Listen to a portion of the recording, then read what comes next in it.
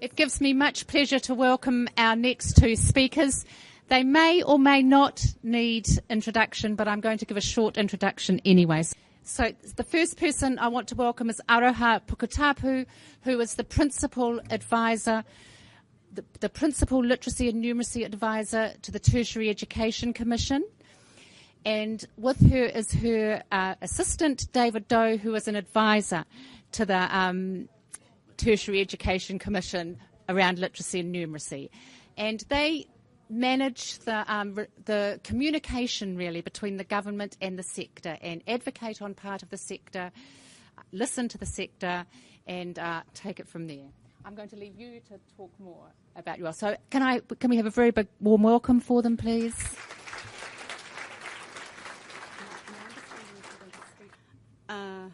Tēnei te mihi nui kia koutou katoa. Ngā kaimai, ko hui hui mai nei, ki tēnei hui, whakahira. Kua roha Puketapu taku ingoa no Te Atiawa i ko nei, ki Waifetu, tūpoko tika Māui, te taho o taku matua, me Ruapani ki Waikaria moana, i te taho o taku whaia. Ka nui te mihi ki a koutou, kei tāri ko te ngākau, ki te tui i mua i a koutou. My name's Aroha, and it's good to see so many people here from the sector. I remember about, 5 years ago, there were probably about 80 of us in the room. So thank you all for coming out in this Wellington weather to whakawhiti kōrero, discuss with us, the really important topic of where we're taking literacy and numeracy in New Zealand today, which at the TEC we believe is fairly cutting edge, actually. We think we've got a population which is small enough to make real change, something that is authentic and not just something made up and on a piece of paper that we sort of, talk about at a conference. The work that the people in these sessions are talking about is real work. We've been out there, we've seen it, and in fact, you're the ones who are doing the work. So I think we should all celebrate that as a community of educators and as a community of people who are concerned about our country and the communities that we live in. So first and foremost, thank you. Thank you. Kia koe te makareni, kia ora moto awhi manaaki kia mātou. Me te whānau whānui o te wharewanango awanui ārangi, kia ora kia koe. So David and I David was with us like 2 years ago, and then he sort of went to the university's team to do a bit of mahi there, and then he gracefully came back and is really doing all the work. So I'm just going to hand it over to David, really, and he's going to fill you in with what we've been doing.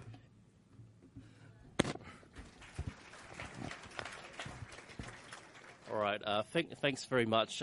Maybe a little bit about myself as well before we launch straight into the presentation. Now, I guess as a former university student, I didn't really know much about the adult literacy and numeracy sort of issue and the scale of the issue that we face in New Zealand before I started at the TEC. But since I've worked at the TEC and worked in this area, it's become something that I've become really, really passionate and really interested in. And I guess for me in Aroha, we're glad that the work that we do, the paperwork and the processes and the bureaucracy, leads to a difference on the ground and hopefully helps you in your work in teaching and learning. We'll go straight into the presentation. So what we're going to do today is really share some of the key TEC work and achievements in this area with you since the last symposium. We're going to signal some of our future work in this area and take questions from you. Now, we thought the best way to convey what the TEC has done over the past year is to break this down into 4 sections. So it's got policy, funding, resources, and research. And we're going to talk to each of these sections for about 5 minutes each.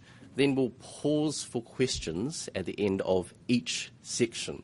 And so if you have questions, then obviously there will be the roving mics around. So just put your hand up and then Janet will give a mic to you to ask your questions. So I'm going to sort of talk for most of this presentation, and then Aroha is going to chime in for some of it as well. So the first area we want to talk about is policy. And so I guess with most of this presentation, I mean, some of this might be new to you, but some of it may be things you've seen before. But hopefully, overall, what we talk about today will be a good, I guess, primer on what the TEC does in this area. So the first thing I want to say with policy is just to restate the distinction between the different levels of, I guess, central government. Obviously, the minister, the government, they set that strategic direction that they want to see for the tertiary sector through their strategy. Then the Ministry of Education, they determine policy. So they're the policy people. So if you have any questions about policy, we could probably refer them to David or the workshop tomorrow.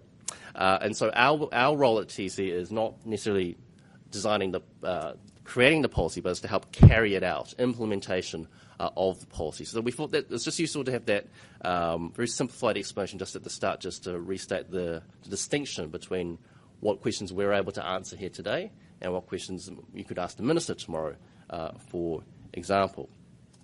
So obviously in terms of policy, people will be aware that the government released their tertiary education strategy earlier this year, and literacy and numeracy has been a priority of every strategy since 2002, and our role at the TEC is to give effect to that strategy.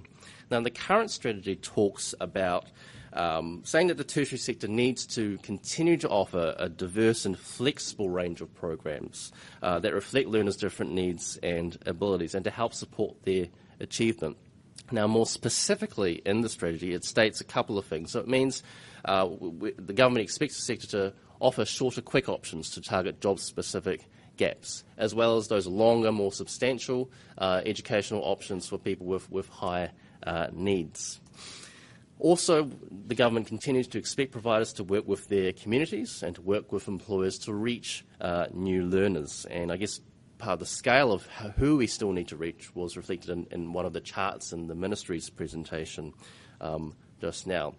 And finally, the government expects us to make sure there are supportive and flexible policy settings to enable some of these things to happen. For us at the TEC, we have our own implementation strategy. The sentence at the bottom, that's where you can find our strategy. If you go onto our website, you can type those keywords into the search box. So we thought it's easier doing that rather than posting a big, long hyperlink in the slides. Now, our implementation strategy was released almost 2 years now ago, actually, and it governs our work. We've been working steadily on it, and this is reflected in some of the work that we're showing you today and in some of the workshops in the Symposium. We thought the easiest way for you to understand our strategy is to really show a diagram we have in it, which has our 5 key work streams. And our 5 key work streams, I guess they're reflected in, if you look on the screen, I mean, the first work stream about educational infrastructure, that essentially supports the things that you use in your daily work. The green stream about learning opportunities, that helps fund what you teach. And then the yellow work stream about professional development, that's about helping you teach better. So for us, in terms of when we break down all these long words that we often use in government, actually it comes down to helping you teach better, helping fund what you teach and supporting the work that you do every day. So that's kind of the 2 main things we wanted to highlight to you in terms of policy. Any questions at this point? Hello, David. My name's Jennifer Nahoro, and I'm from Southland. The question I would like to ask, I must say, is not, my boss does not know I'm asking this question, just in case some of you know her. I'm sure you and Araha are very nice people, but the TEC and current government policy has myself and my colleagues honestly pulling our hair out with the group that we work with. And this is based on the policy and funding for the 16 to 19-year-olds who we are teaching level 1 and 2 NCEA. Now, looking at the government document, I looked at that and thought it was totally dismal for that group. Looking at the document, on the left-hand side, we have secondary teaching, and on the right-hand side, we have tertiary teaching. Now, the students that I work, aged 16 to 19, fall into the tertiary teaching category. They've been in the secondary teaching category, and they haven't succeeded, where they were required to get 80 credits in a year. Now, exactly as PIAC showed before, they come from low socio-economic, and a lot of them have come from very horrific social backgrounds. Some of them already have babies at 15. They failed in the secondary sector and could not get 80 credits, but somehow miraculously they're supposed to go into classified as tertiary and get 120. And if I can't get them through 77, we lose of those credits. Yeah, we lose some of our funding, and I'm wondering why TEC is not working harder to have that as a different category. You know, I think we're 2.5. You know, we're 2 and need propped up, not tertiary. So I'm wondering why that's not being addressed, because it's causing a lot of grief for teachers and tutors that work in that area. Okay, so there are a couple of things that we can answer, and then probably the majority of that question we can't. First things I'd like to say is that we work in the literacy and numeracy team, and that space that's governed the ruling and conditions of funding, and that space is called YG.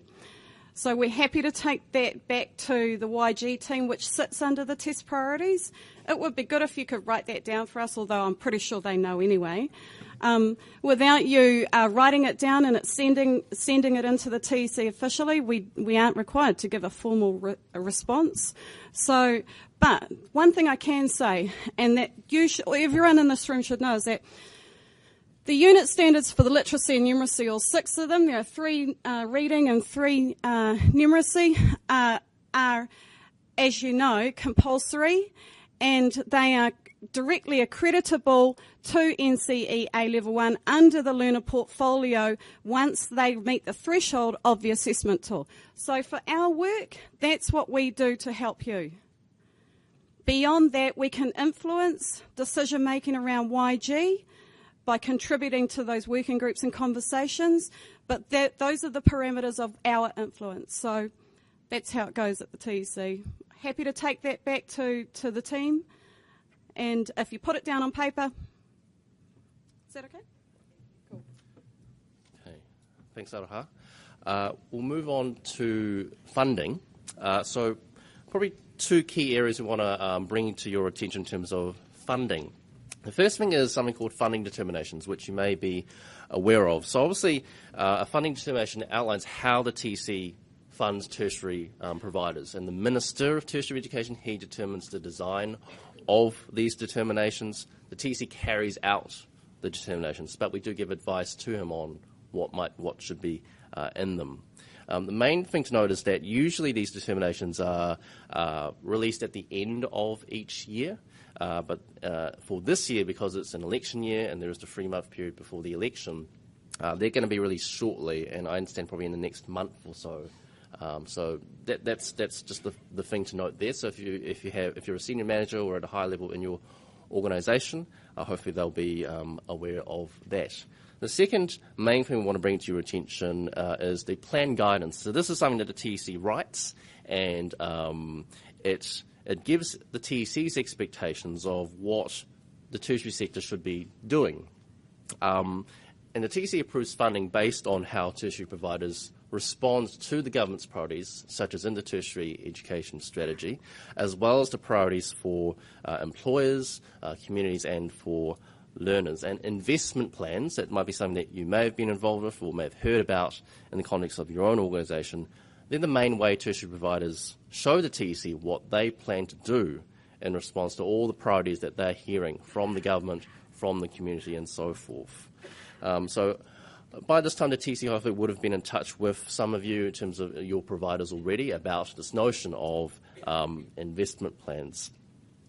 The plan guidance has a specific section that talks about literacy and numeracy. So we wanted to really re-emphasise a couple of points in there with you. The main point being that the TEC really wants to work with you to achieve a step change in performance and accountability for literacy and numeracy. And we want tertiary providers to keep continuously improving the way you deliver your education to learners, especially at levels 1 to 3. There are a few specific points that are in the plan guidance in relation to this. The first thing is the usage of the assessment tool. So we expect full usage of the assessment tool at foundation level, but more importantly, and I think we're at the stage as a sector now, using the results and the data to inform your teaching and improve delivery. And we know many of you are doing that really well. We're hoping to make sure everyone does that really well. We also want to point out that assessment tool usage and also data about the gain that learners may make through the assessment tool, that will increasingly inform the TEC's investment decisions in future years. Two other points to make as well, and we'll talk about this a little bit later in our presentation. We're going to be doing some work on developing benchmarks for learner gain and statistically significant gain in the assessment tool. So we'll talk about that in our last section of the presentation. And also, we've signalled in the plan guidance that we would like a foundation level provision to be delivered by tutors which have an appropriate qualification, and this can include the NCALNE as a requirement. So we don't know whether that's been fully finalised in the funding determination yet, but it is a requirement that will be put in there, that foundation level education needs to be provided by tutors with a qualification like that. So those are the two kind of main areas we want to highlight in terms of the funding section, what we've put in the plan guidance as well as the funding determinations. So any questions in relation to funding? So just a question there and then yourself. When you started talking about the funding, you talked about levels 1 to 3, and then you talked about foundation education. Now, can you just clarify, because it's my understanding that foundation education is levels 1 and 2, but you talked about levels 1 to 3. So it'd just be nice to know that we're all talking about the same thing. Okay. Maybe I'll defer to you on this one. Kia ora, Nikki. So at the moment, we understand from the Ministry, as you all do, after the review of foundation level education, that there is this conversation about foundation level being 1 and 2, and they haven't, our understanding is that they haven't determined what 3 and 4 is yet, and so, which is why some of our comms are still a little bit ambiguous. We're hoping that the next fund determination will clean that up for you, but we've only got the draft back to the MOE like yesterday, like literally. Is Catherine here? Hi, Catherine. She's the lady that writes that stuff. Stand up, Catherine. And she's sick, so leave her alone. So we're waiting on the Ministry. We do have this conversation, so they ask us for feedback. We give them feedback via your peak bodies and via the communications that you give to us. And then at the end of the day, the final policy comes from the Ministry of Education to the Minister, who signs it off. So that's why we say, well, when we say that something's coming via the changes are coming, we don't know until we get it back signed from the Minister. And that sort of could change between the TEC, the Ministry and the Minister. All right? There was a second question. So mine's probably about the same, about whether Level 3 are required to do the literacy and numeracy assessment tool for adults. We know definitely it's Level 1 and 2, but is that requirement or just the best practice for Level 3s? Yeah, okay. So all you YG providers would know that it's a condition of funding for 1 and 2 and YG 1 to 3. So SAC 1 and 2, YG 1 to 3, it is a condition of funding, meaning we can recover funding if you don't meet those conditions. What was the other part of your question? Did I just answer your question? Oh, good. Probably cool. Level 3 courses. Okay. So we have a view, and the assessment tool data shows that view. And Chris Lane will speak tomorrow about assessment tool data, which is really important. The stuff that the Ministry is saying at the moment, the research that David and his team are publishing at the moment, is imperative to the work that we do. It informs the work that we do, and it informs the conversations that we have with you. So one thing that David, his latest research that he has published on the Education Counts website, states that you can measure literacy and numeracy scales, and basically you can align that. He's aligned it with the All survey, which he's just explained. With that, we're saying that actually those learners who are at level 3 aren't performing, we do need to put intervention where it's needed and target that. We think at the moment that's at level 1 and 2. However, we don't have the performance that we want at level 3. That is another conversation. That's another conversation. There's a conversation for those learners who sit at level 4 and their writing skills.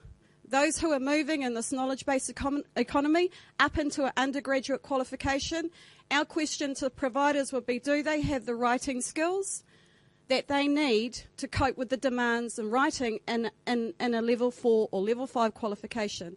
Now, if you've got an exercise science learner who goes into the sport and recreation course because he just wants to be in the gym,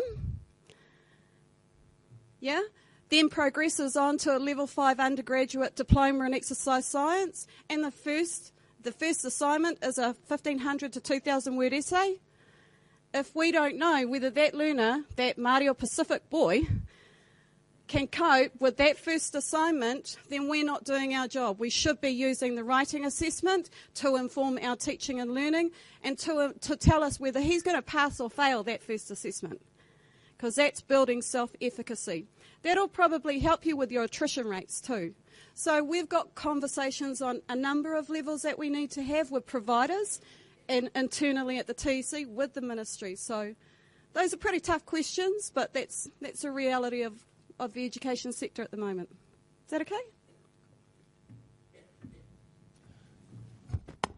All right. Let's move on to resources. So, in terms of development, the TEC's work in resources to help you for you to use to lift the skills of your learners. So obviously, with the assessment tool, obviously TEC is really proud to support the development of the youth option, which you heard more about in detail this morning, and of course the official launch tomorrow morning.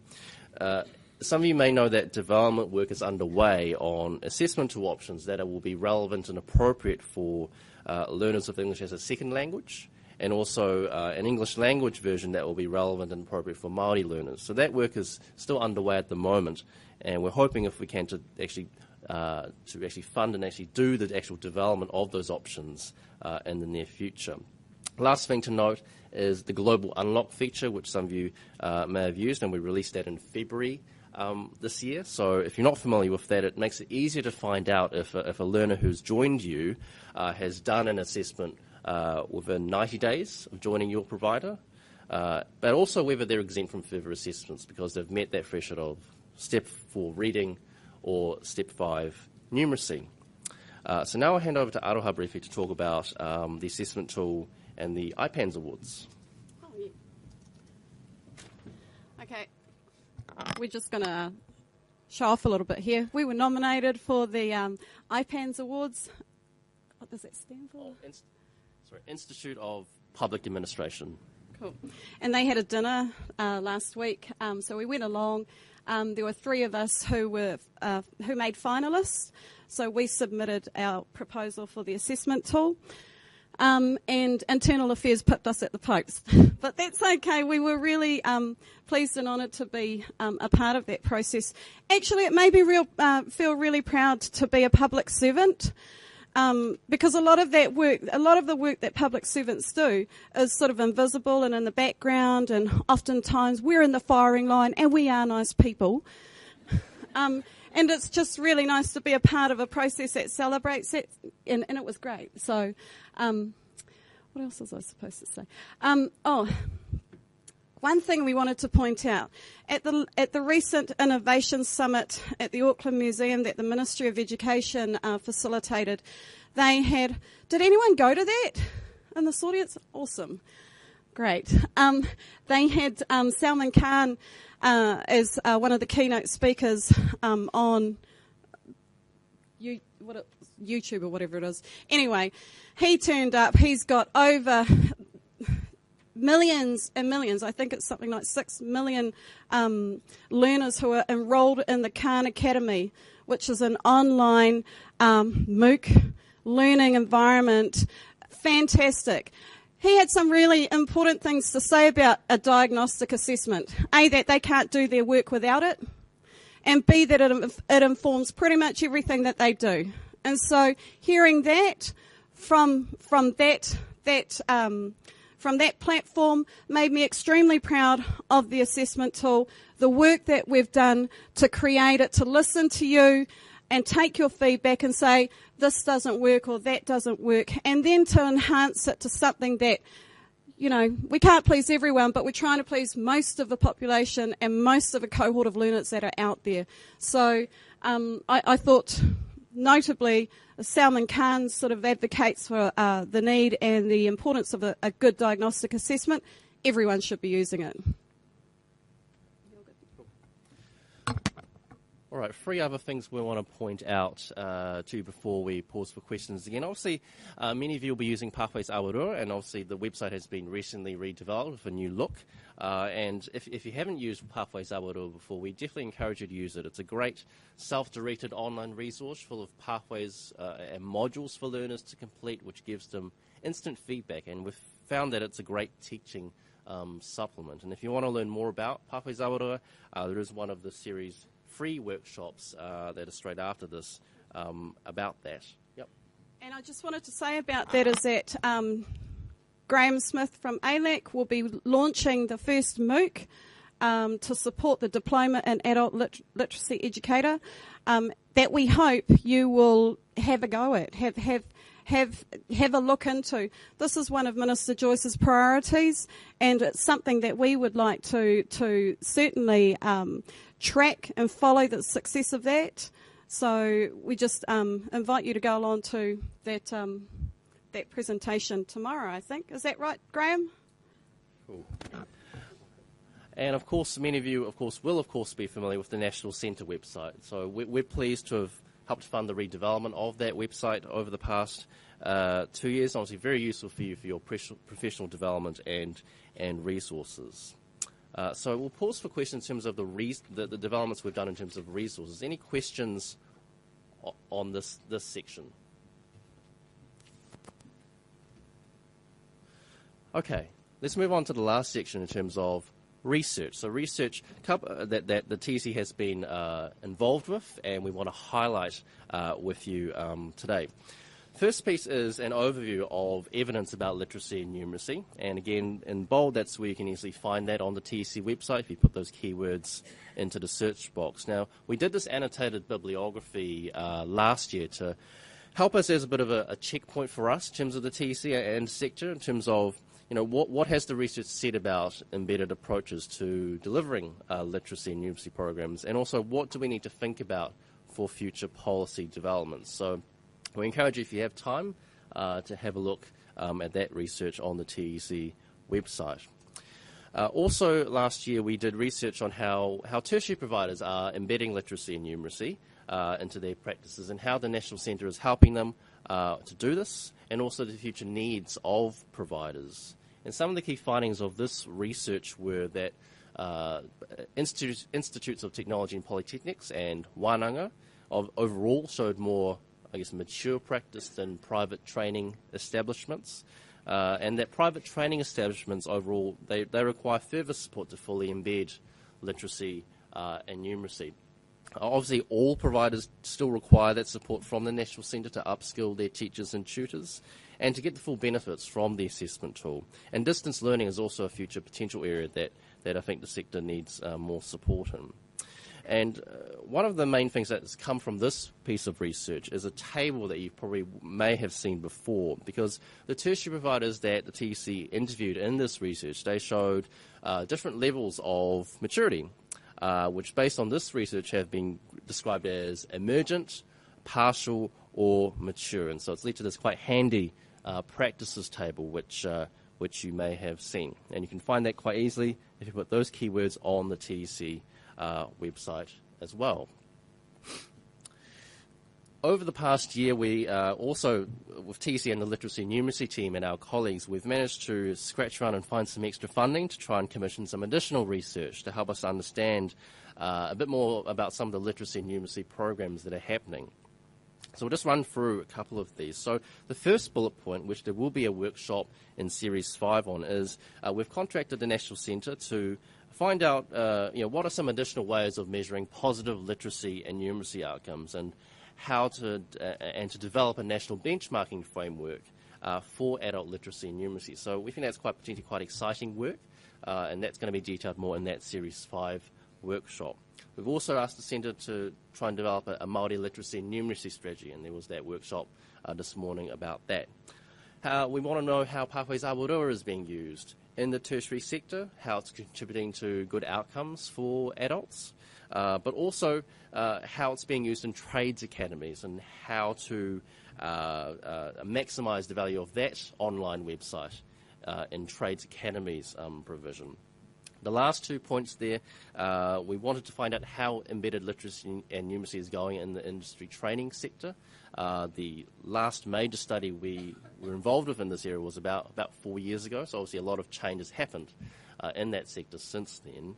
And the last point is we've contracted the Council of Educational Research to look at how young people are experiencing formative assessment.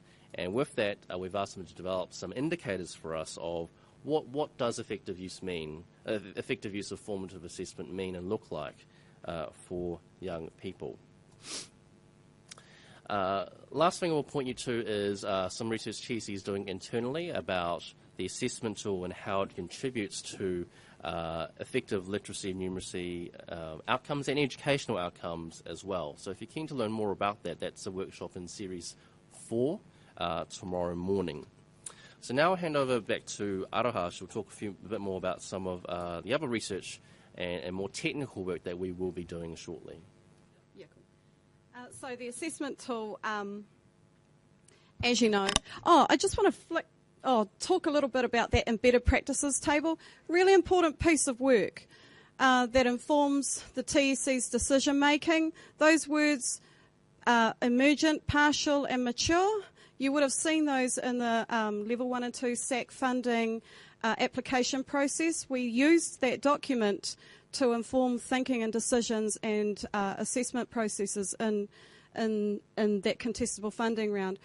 The National Centre will help you to raise your organisation's performance in the context of that framework. So I invite you to have conversations with Nikki and Diana and their team with regard to their whole of organisation professional development. They've done a lot of work this year in the ITP and PTE sector in raising provider performance. So I encourage you to have a conversation with them about that. And as you all know, we're all looking for, the TEC are looking for mature embedded practices providers of mature embedded practices. So the alignment table here, we talked before about the reading and numeracy unit standards. You should all be familiar with this chart where we've aligned that with the ALS levels, being in between 2 and 3, level 2 and 3. For reading, it's step 3, and for numeracy, it's step 4. Those unit standards sit alongside. That can be used inside of your learner portfolio as a direct piece of evidence. We've discussed this with NZQA as a part of their learner portfolio for their NCEA. So I'd encourage you to do that. I'd encourage you to take their reports. If they meet that threshold, use them inside of that portfolio as a piece of evidence that they know their stuff.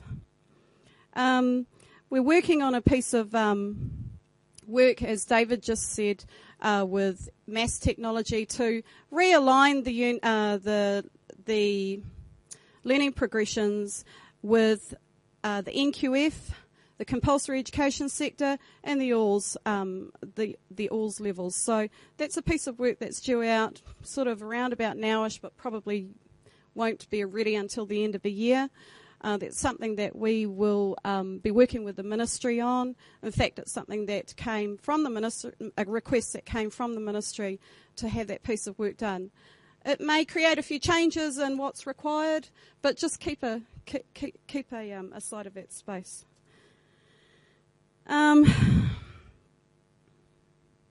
Okay, from July onward, we will be facilitating the statistically significant gain working group that will have a sector reference group alongside a technical subject matter expertise group. And what that piece of work is charged with doing is coming up with a benchmark of for gain. So at the moment, as of December this year, we'll have 3 sets of assessment tool data. We'll be working with the information analysts at the TEC, the experts at the NZCER, some external subject matter experts, bringing them in and having a conversation about what that means.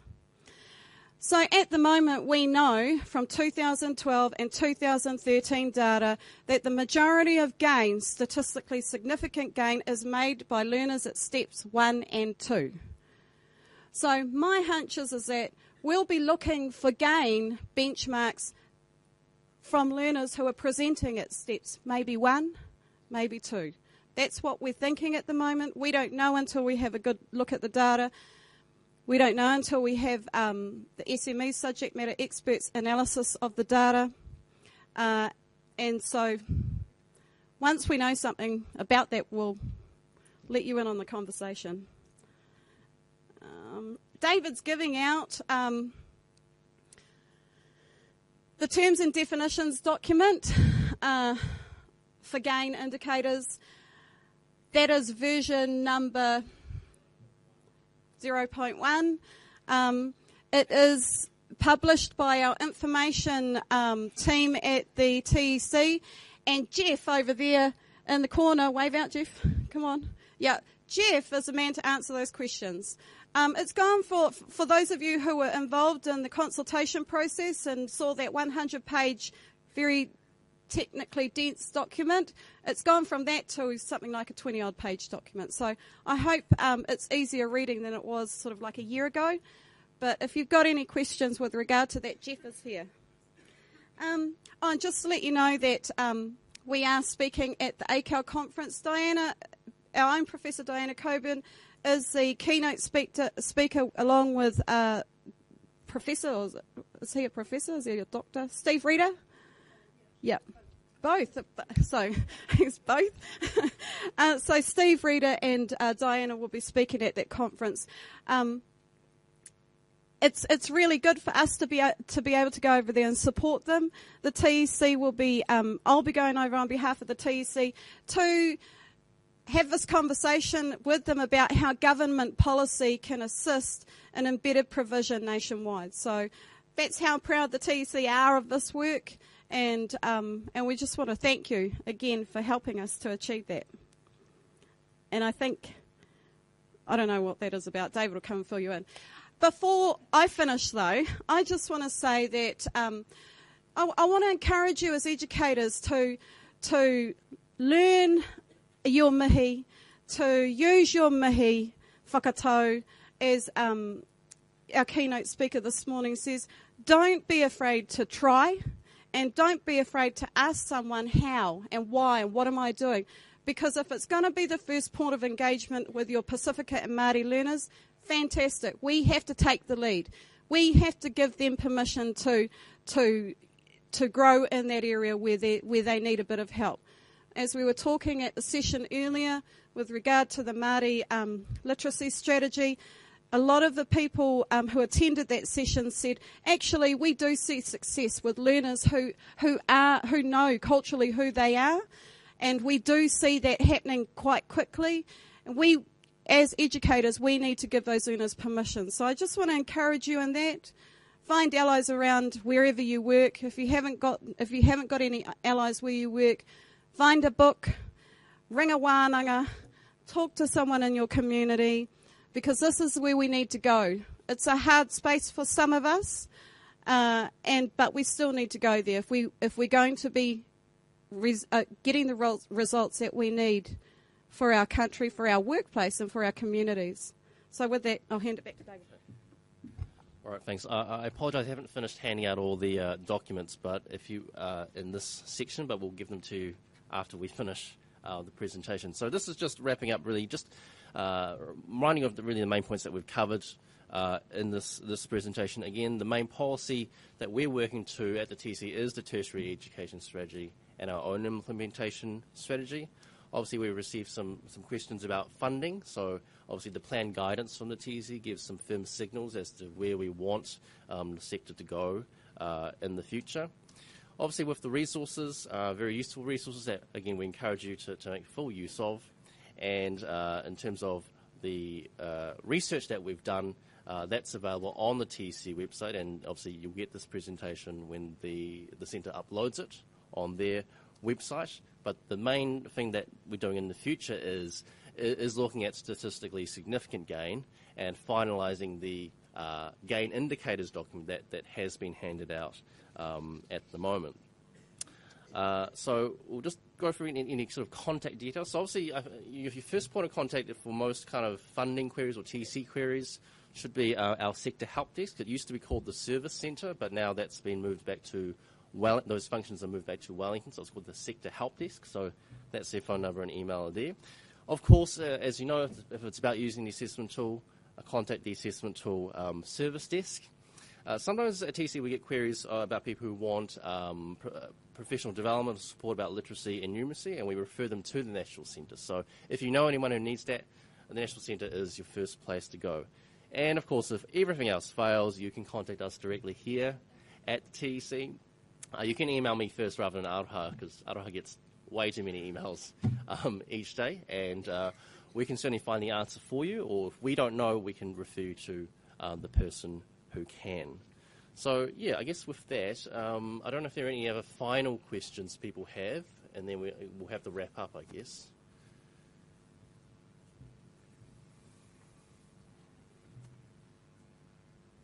Just a quick question. Will you commission research on whether people are teaching to the test?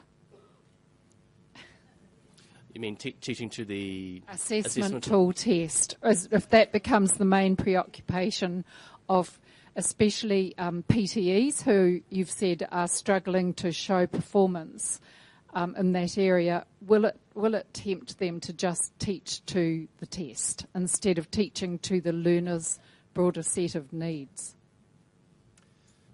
I think that question is partially addressed in some of the research we have commissioned in terms of looking at broader ways to measure literacy and numeracy outcomes, and also looking at the experiences of young people with the assessment tool. So it's partially addressed through that, but also the Ministry of Education has done some research on that as well.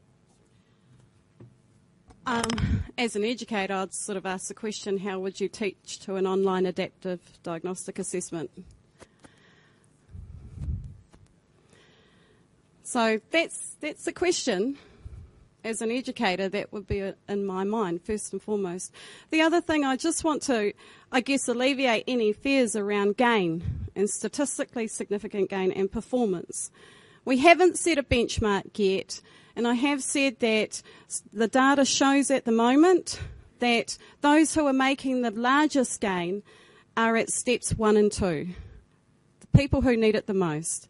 Now, if we're using Pathways Awarua, if we've embedded our curriculum, if we're deliberately teaching literacy and numeracy in an explicit and an overt way, all of those combined factors should give us some type of movement in learners' understanding. So I just want to encourage you, the data that we see shows that's going on. And we won't know about a gain benchmark until, say, I don't know, mid-next year. But so at the moment, please don't worry in the context of funding, because we haven't said that. We've signalled that it's coming. We haven't even done the thinking around that yet. So please just get on with all the good work that you're doing. But it does make me wonder how you teach to an online adaptive assessment diagnostic tool. Kia ora, Araha and David. Thank you very much for making yourselves available to be here today. Can you please put your hands together in thanks for Araha and